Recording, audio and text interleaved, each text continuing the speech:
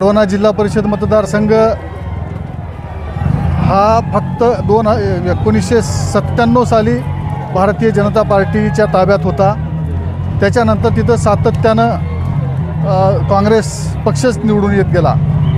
पण यावेळेला वाढवणा जिल्हा परिषद मतदारसंघातील सर्व 72 मतदार बंधू भगिनींनी माझ्यासारख्या सामान्य कार्यकर्त्याला त्या ठिकाणी निवडणुकीला मताचा कौल दिला, आशीर्वाद दिला आणि काम करण्याची संधी दिली। म्हणून हा विजय खऱ्या अर्थाने त्या मतदारसंघातील सर्वसामान्य मतदारांना मी बहाल करतो।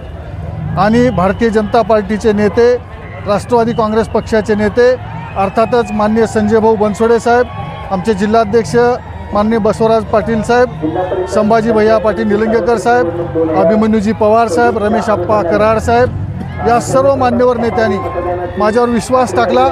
वाढवणा जिल्हा परिषद मतदारसंघ खरं तर भारतीय जनता पार्टीला सोडून घेऊन माझ्यासारख्या सामान्य कार्यकर्त्याला उमेदवारी दिली आणि तिथं लोकांनी मला विजयी केलेला आहे। त्या सर्वांच्या ऋणात राहू इच्छितो। धन्यवाद साहेब। सलग 3 वेळा आपण जिल्हा परिषदेत जात आहे, या यशाचं गमक काय?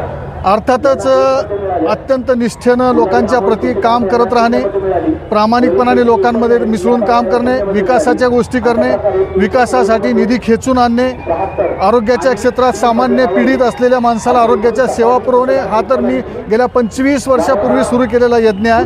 त्या यज्ञकुंडात अत्यंत सेवेच्या समिधा मी सातत्यानं अर्पित करत असतो।